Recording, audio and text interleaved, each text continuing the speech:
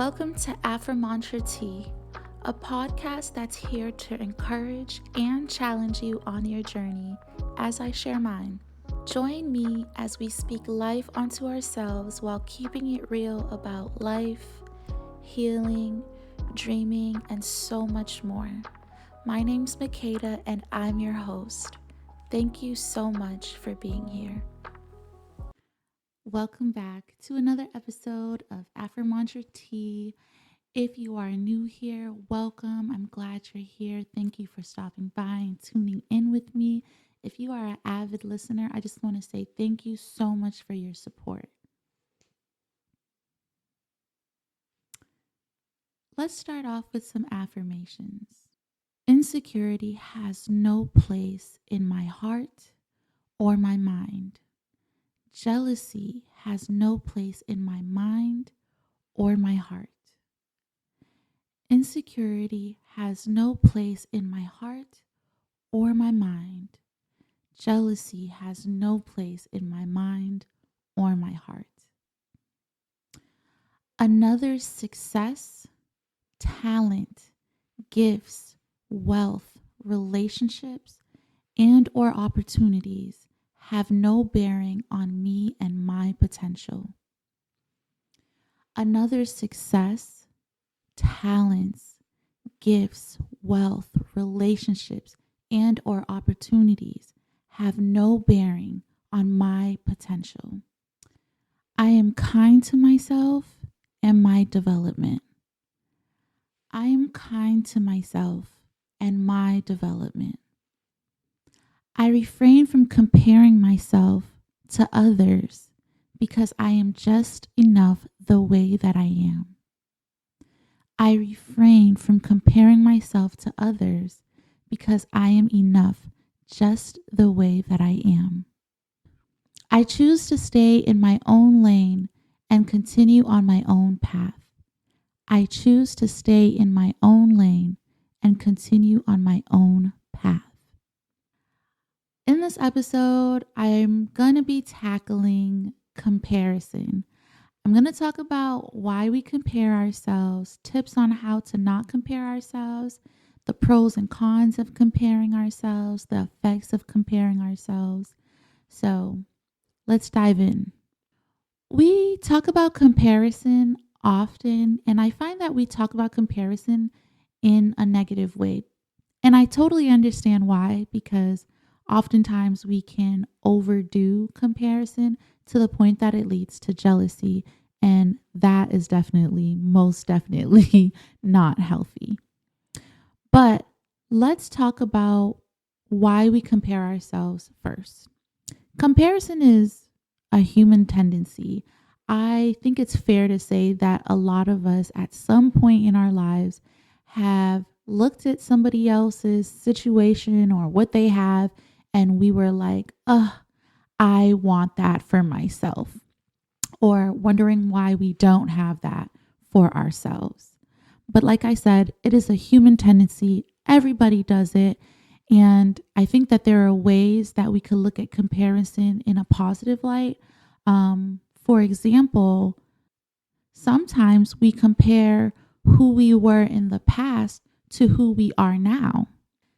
Sometimes we compare our current situation or situations to our past situation or situations. Sometimes we're comparing ourselves to evaluate where we are and how far we've come. I do think that there are pros and cons to comparison. If we're comparing our past selves to our future selves, then I think that's just us evaluating and reflecting on our growth, which is very important to do from time to time. I actually encourage it. But if we are overly comparing and wanting what others have all the time, I think that there's a line that sometimes we cross that falls into the other side of comparison, which is jealousy.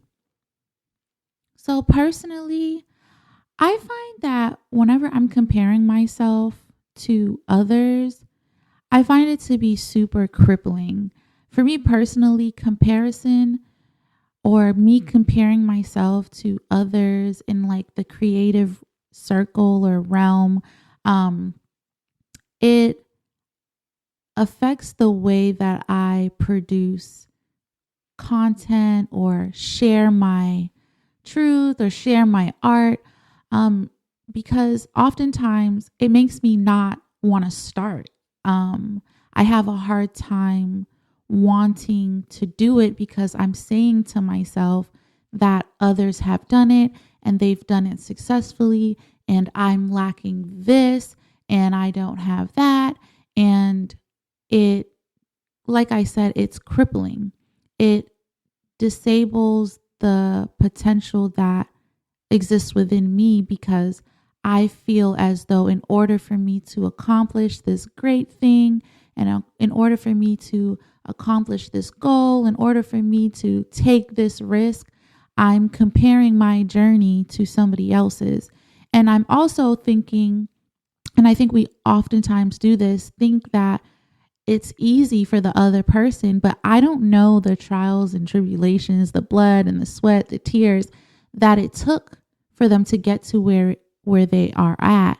And so I think comparison also does this thing where it it steals the truth, it steals the work, it steals inspiration from us, because I can learn from somebody else's journey and be inspired by their journey, but not have to compare where we are at or compare where we are going.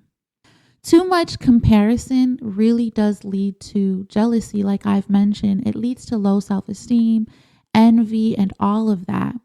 And oftentimes I think that those things can consume us. And in my case, cripple the potential that we actually have, the purpose that we actually have. You want to do things from your heart. You want to do things that are true to you. But if I'm living my life according to somebody else's journey, then that's not my truth. That's not real. I find that when we compare ourselves, we get frustrated. We're tired and we feel low, and we feel as though we are not good enough, and we're angry with others. So I feel like comparison really sucks the joy, right? That's why that quote exists. Comparison is the thief of all joy. I know that I'm diving into all the negative ways that comparison affects us. But earlier I was mentioning that we can use comparison to self-reflect. We can use comparison to grow. We can use comparison in a way that doesn't affect how we speak to ourselves and even how we speak to others. So I think that the conversation should be around comparison versus being inspired. We can look to other people. I don't think it's a bad thing to look at other people and pay attention to the steps they took to get to where they are. But I think we should use it more as inspiration, more as a guide. And this is why it's important too to be open to mentorship.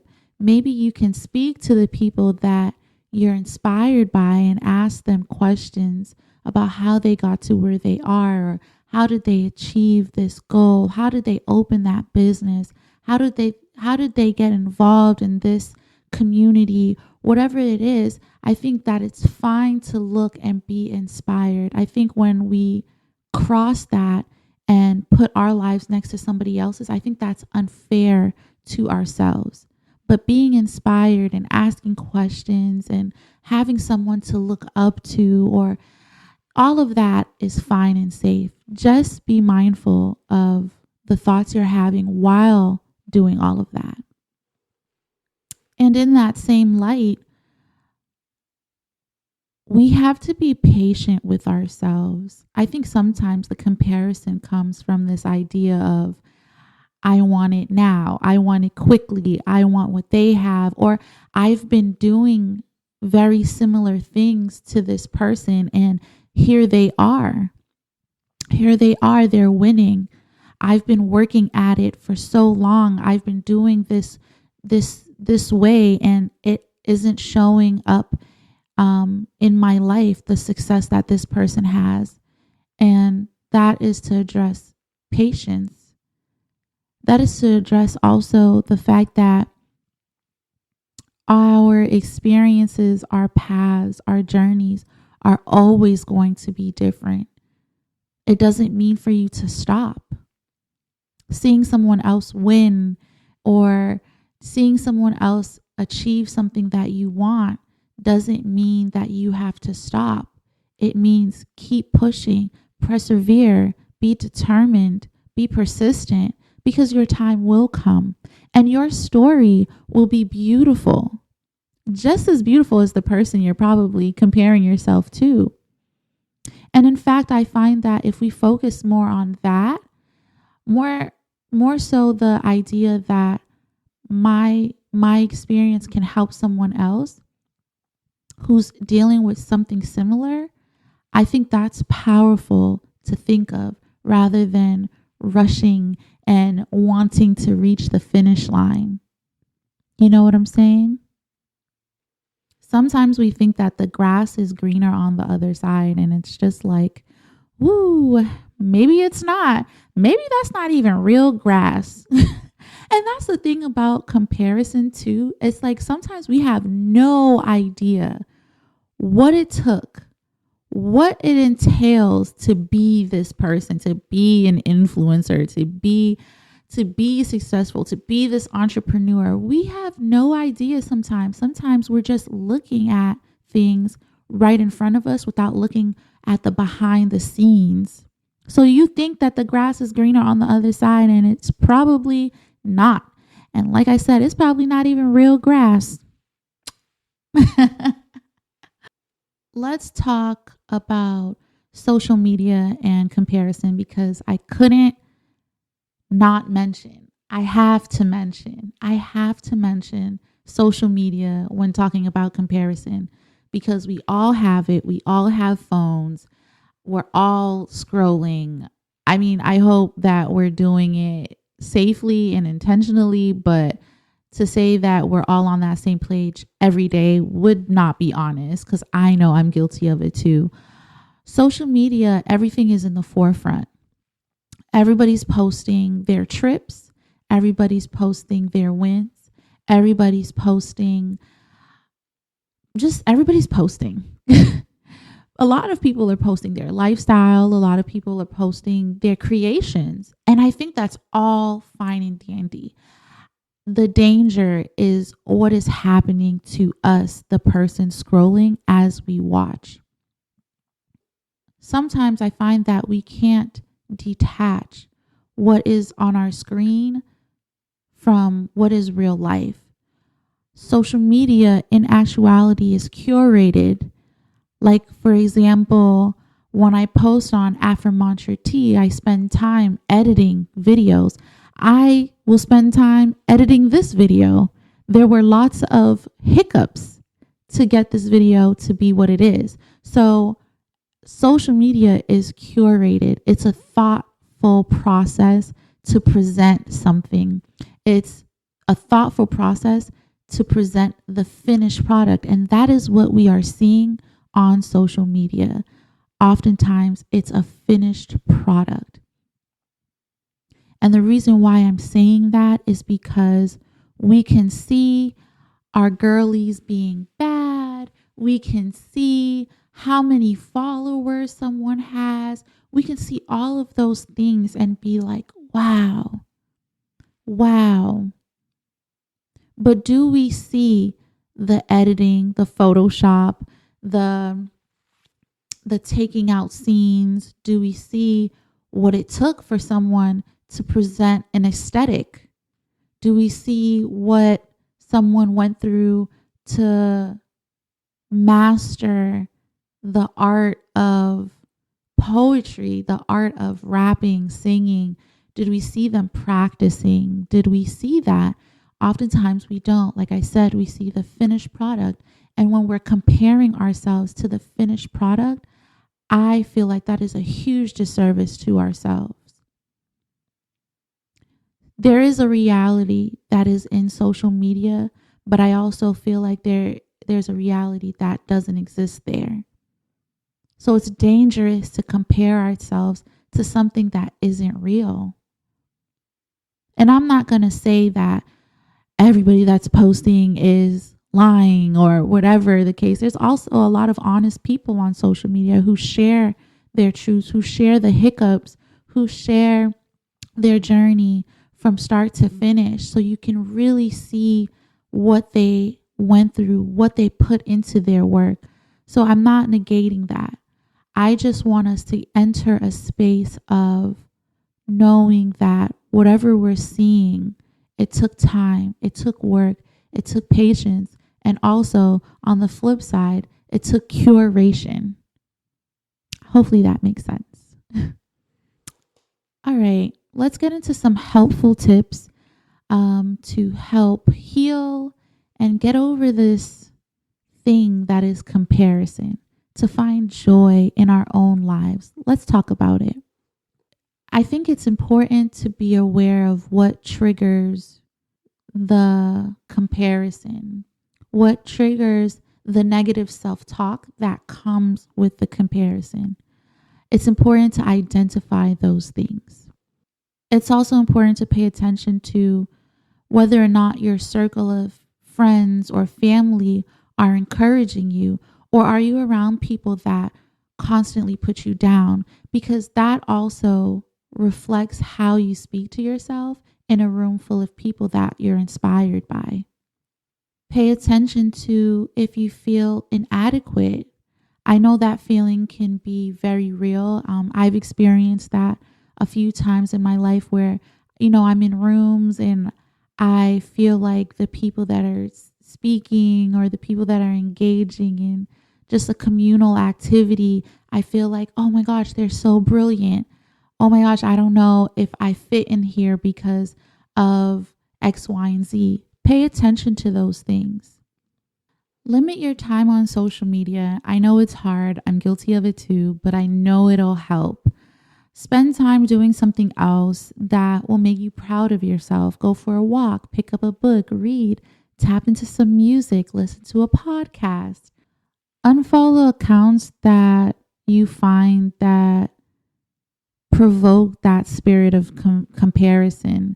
Don't be afraid to curate your space. That is what social media is. You can do it for yourself. Don't be afraid to unfollow the pages that make you feel bad about yourself and follow pages that pour into you. Follow pages that share affirmations. Follow pages that artists speak about their journeys truthfully.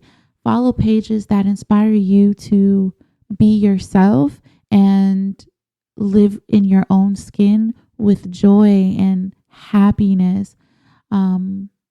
That's important too. The same way you can curate your social media feed, you can curate your follow list as well. Like I mentioned, use comparison as motivation. Use the thought process of how far you've come as motivation. Use the people that influence you, the people that empower you. Use them as guides. There's ways that comparison can help you grow. You can use comparison as a catalyst to be a better person. It is truthfully very possible. Think about the people that inspire you and think about their journeys. Inquire. I'm big on asking questions. Ask what it took to get there. Ask them their stories. And I'm positive that their stories will inspire you to continue on your own path, to continue on your own journey, to be inspired by the choices and the decisions that you've made. Let's wrap up with some of our affirmations. Insecurity has no place in my heart or in my mind. Jealousy has no place in my mind or my heart.